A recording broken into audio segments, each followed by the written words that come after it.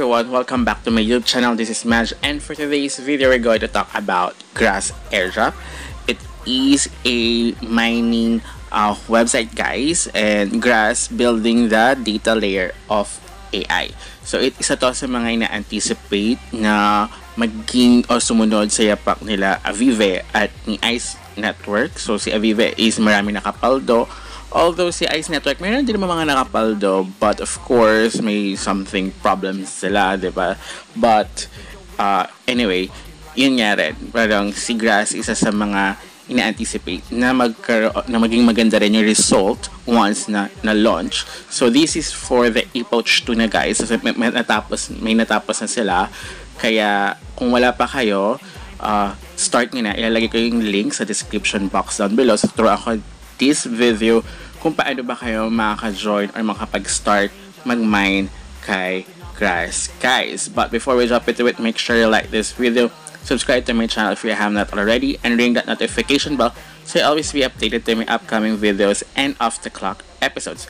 So now, once you click the link sa description box, dito kayo mapupunta, and you need to input your email address and your preferred username. So mag-a-earn naman yan, or you can generate your username kapag wala talaga, guys. So magpupula naman siya kapag meron na. Okay? And then of course, you need to create your own password. So sundan nyo lang yan. Pag naka-green na lahat yan, it means pwede na yung password na yon. And then di kayo makakapag-proceed kasi pag walang referral code, and click the box I agree and click the I am not robot. And then pag ganyan kasi ini-skip ko talaga pag ganyan yung verification. Hinahanap ko yung kasi minsan kailangan hindi nagpo-proceed kapag yung whole picture, kapag ganyan na you need to choose, okay siya. Kaya and then once na okay na, register.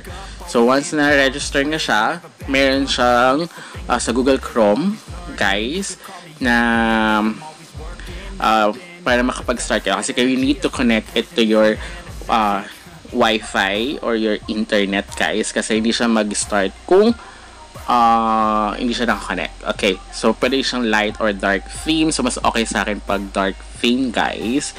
Para makapag-start kayo mag-mine na, you need to install it or download it sa Chrome nyo, guys. But yung iba, they choose kapag mobile phone ang gamit nyo, guys.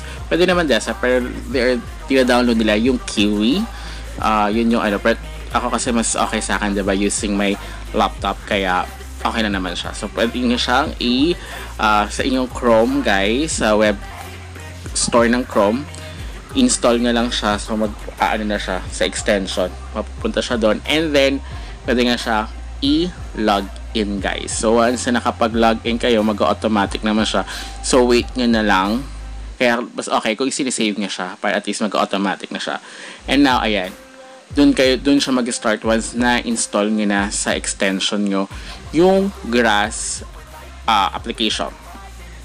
So ayan, so wait nga lang siya. So as of now, wala pa. So ganyan lang siya kadali. But here nakalagay nga dito na as many parang i-connect ko siya much better para mas mapabilis yung inyong pagmamine ng Grass.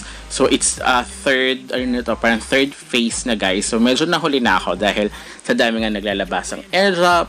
So hindi natin alam kung ano yung uunahin natin, diba? So minsan hindi natin natapos within the day kasi meron pa tayo other chores or other need to do. But of course, ito hindi pa naman huli, kaya pwede pa tayo makapag-start, makapag-earn.